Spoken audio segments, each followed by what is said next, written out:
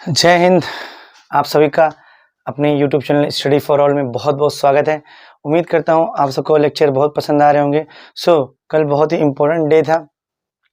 जैसे कि जानते होंगे आप, विश्व ओजोन दिवस, वर्ल्ड ओजोन डे बनाया गया, जो कि बहुत ही महत्वपूर्ण दिवस है हर एग्जाम्स के लिए और हम सबको जानने के लिए भी, अवेयरनेस के लिए भी, जागरूकता के लिए। वन बाय वन डिस्कस करते हैं। स्टार्ट करते हैं।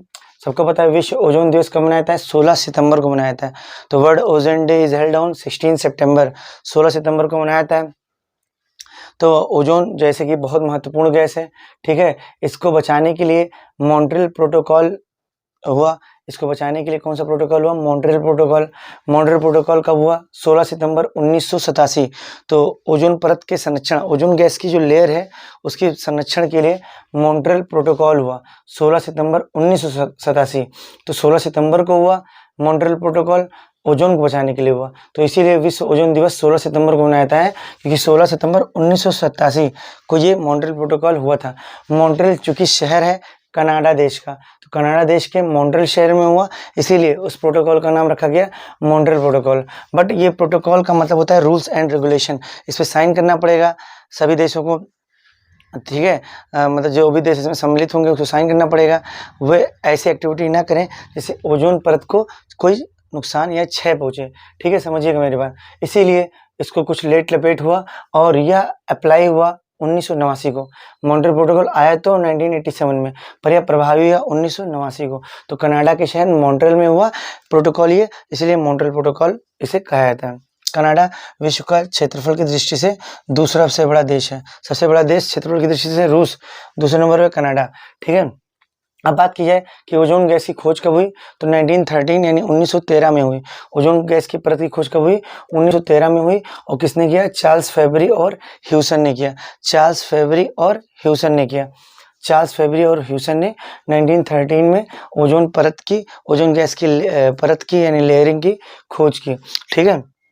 और बात करें ओजोन गैस की परत में छिद्र कब देखा गया, तो ओजोन गैस में जो डिप्लीशन हो रहा है, छिद्र हो रहा है, जो क्षय हो रहा है, उसकी परत में मोटाई में जो कमी आ रही है, यानी उसे हम छिद्र कह सकते हैं, ठीक है।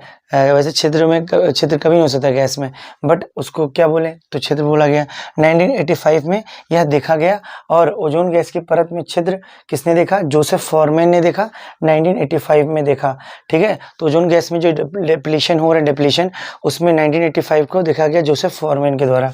और बात करें ओजोन कहाँ पाई जाती है, तो ओजोन गैस की जो परत है वो कहाँ पाई जाती है, तो पूछा जाएगा किस मंडल में पाई जाती है। तो मंडल 5 होते हैं: क्षोभ मंडल, समताप मंडल, मध्य मंडल, आयन मंडल और बहिर्मंडल। तो ये समताप मंडल में पाई जाती है। तो ओजोन गैस की परत कहाँ पाई जाती है? समताप मंडल में पाई जाती है। समताप मंडल की निचली सतह पर ये पाई जाती है ओजोन गैस, ठीक है। और ओजोन गैस की छिद्र देखा गया था, आपने सुना होगा, अंटार्कटिका में देखा गया था। कहाँ देखा गया था ओजोन परत की छिद्र? कहाँ देखा गया था भैया? अंटार्कटिका। अंटार्कटिका आप जानते होंगे, जो कि कहाँ पड़ता है? दक्षिणी ध्रुव में। 2 पोल्स होते हैं, एक नॉर्थ पोल होता है, ऊपरी नॉर्थ पोल, और नीचे क्या होता है? साउथ पोल होता है। तो साउथ पोल वाले पार्ट को अंटार्कटिका बोलते हैं। क्या बोलते हैं? अंटार्कटिका। तो दक्षिणी ध्रुव के अंटार्कटिका भाग में देखा गया, ठीक है। 1985 में जोसेफ फॉरमैन ने देखा। ये ब्रिटिश दल के वैज्ञानिक थे, कई सारे और भी साइंटिस्ट गए थे, बस इन्होंने इसको डिस्कवरी की। तो ओजोन गैस की परत कहाँ पाई जाती है? समताप मंडल में, ठीक है। ओजोन परत की मोटाई किस में मापी जाती है? मापक।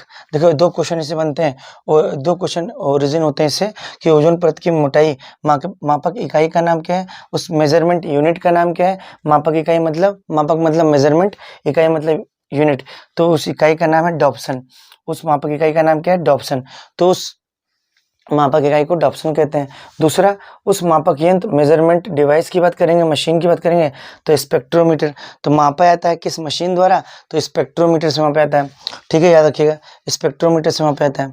चलिए आगे बढ़ते हैं। अब अगर बात करें ओजोन गैस की परत, ठीक है, ओजोन गैस की परत को, ठीक है, क्षय कौन पहुंचाता है? देखिए ओजोन गैस की परत का कार्य क्या है, ओजोन गैस की परत का कार्य क्या है, ठीक है। तो ये पराबैंगनी, परा मतलब अल्ट्रा और बैगनी मतलब वायलेट, तो ये सूर्य से आने वाली, देखिए पराबैंगनी किरणें कहाँ से आती हैं? सूर्य से आती है। कहाँ से आती है? सूर्य, सन से निकलती हैं। तो सूर्य से आने वाली पराबैंगनी किरण को ये रोकती हैं। कौन? ओजोन गैस की परत। अगर ओजोन गैस हाँ, अगर ओजोन गैस की परत नहीं पाएगी तो सूर्य से आने वाली पराबैंगनी किरणें क्या हो जाएंगी, ठीक है, पृथ्वी तक पहुंचेगी और पृथ्वी पर हम सब रहते हैं तो हम सबको क्या हो जाएगा, स्किन कैंसर कॉज करेगा। सो अल्ट्रावायलेट कॉज स्किन कैंसर। तो पराबैंगनी किरणों से क्या होता है, स्किन कैंसर होता है। तो ये कौन रोक रहा है, ठीक है, ओजोन गैस की परत। इसीलिए ओजोन गैस को पृथ्वी की सुरक्षा कवच कहते हैं। ओजोन गैस को पृथ्वी की सुरक्षा कवच, लिख लीजिएगा, ओजोन गैस को पृथ्वी की सुरक्षा कवच कहते हैं, ठीक है। पृथ्वी की सुरक्षा कवच क्या बोलते हैं, यहाँ पे मैं लिख दे रहा हूँ, पृथ्वी की सुरक्षा कवच भी बोलते हैं, समझ में आया कि नहीं। और पृथ्वी का कंबल भी बोलते हैं, पृथ्वी शॉर्ट में प्री लिख दे रहा हूँ, पृथ्वी का कंबल, ब्लैंकेट, कंबल मतलब blanket of the earth is known as ozone gas. क्योंकि सूर्य से निकलने वाले हानिकारक किरणें जो स्किन कैंसर कॉज कर सकती हैं उसको रोकती हैं, इसीलिए पृथ्वी की सुरक्षा कवच है, पृथ्वी के लिए सुरक्षा कवच का काम कर रहा है, प्रोटेक्टिंग शील्ड का काम कर रहा है, ठीक है, और ब्लैंकेट के भी तरह काम करता है, कंबल की तरह, इसलिए पृथ्वी का कंबल भी इसे बोलते हैं, ठीक है। नेक्स्ट क्वेश्चन, ओजोन परत को क्षय कौन पहुंचाता है। तो आप जानते होंगे CFC गैस बहुत सुना होगा आपने, chlorofluorocarbon, C for chloro, F for fluoro and C for carbon. तो ओजोन परत को क्षय कौन पहुंचाता है, तो CFC गैस पहुंचाती है, ठीक है।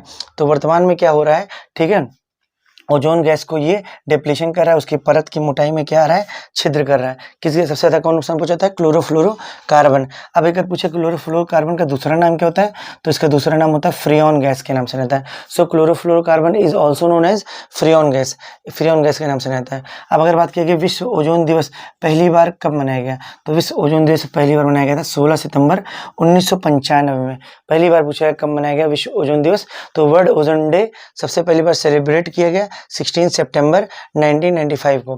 अब कब क्यों डिसाइड हुआ कि 1995 से होगा, तो 1995 से पहले आता है 1994, 1995 से 1994 पहले आता है। तो 1994 में संयुक्त राष्ट्र महासभा, संयुक्त राष्ट्र को बोलते हैं यूनाइटेड नेशन, और महासभा को बोलते हैं जनरल असेंबली, महासभा को क्या बोलते हैं, जनरल असेंबली।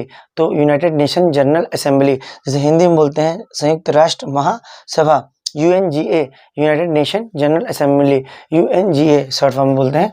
इनकी मीटिंग कब हुई, 1994 में, और इसी में अनाउंस किया गया, यानी घोषणा किया गया कि अगले वर्ष से क्या मनाया जाएगा, अगले वर्ष से विश्व ओजोन दिवस मनाया जाएगा। तो 94 के बाद क्या आता है, अगला वर्ष आता है 1995, इसीलिए विश्व ओजोन दिवस सबसे पहली बार 1995 में मनाया गया 16 सितंबर को। क्यों मनाया गया, मैंने बताया था कि मॉन्ट्रियल प्रोटोकॉल की मीटिंग जो हुई थी 16 सितंबर को ही हुई थी, क्योंकि मॉन्ट्रियल प्रोटोकॉल का संबंध क्या था, उद्देश्य क्या था, एम क्या था, कि विश्व ओजोन दिवस जो मनाएंगे इसमें हम जागरूक करेंगे, ओजोन परत की मोटाई में छिद्र नहीं होने देंगे, ऐसा, ठीक है।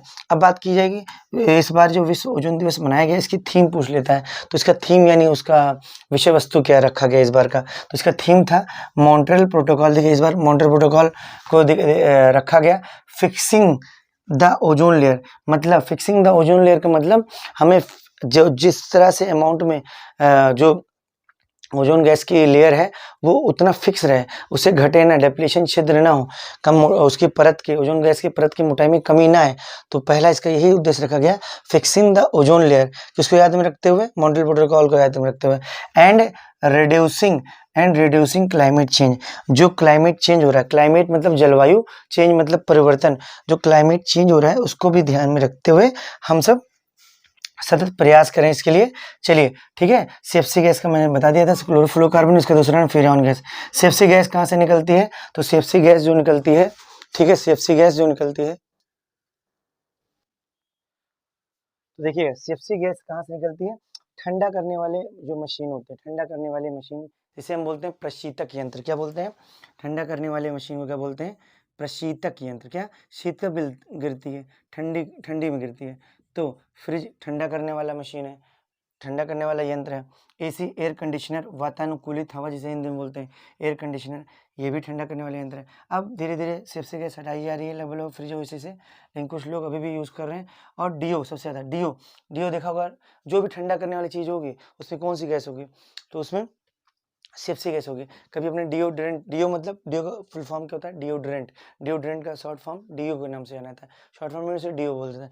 डिओड्रेंट कभी बॉडी में लगाया होगा, डिओड्रेंट बॉडी में लगाई जाती है, और सेंट परफ्यूम कपड़े पे लगाई जाती है, तो डिओ कभी लगाया होगा तो बॉडी पे जब लगी होगी, डिओड्रेंट लगाया होगा तो ठंडा होगा। ठंडा मतलब उसमें यही सेप्सी गैस है, इसीलिए वो ठंडा करती है। तो बिल्कुल डिओड्रेंट का इस्तेमाल ना करें, ठीक है? अपने हमारा भी दायित्व बनता है, ठीक है, एनवायरनमेंट के प्रति कि हम लोगों को जागरूक करें, ठीक है? पहले ज़माना था घड़े का पानी पीते थे ठंडा-ठंडा, चलिए ठीक है, वो नेचुरल फ़िल्टर बोला जाता था उसे, सारे इम्प्योरिटीज़ को सक कर लेता था। चलिए ठीक है, हम सबका दायित्व है कि हम सब ओज़ोन परत का जो हो रहा है डिप्लीशन 6 जो हो रहा है, उसको कम से कम ही करें, ठीक है? जय हिंद, जय भारत, पढ़ते रहिए, स्वस्थ रहिए, मस्त रहिए।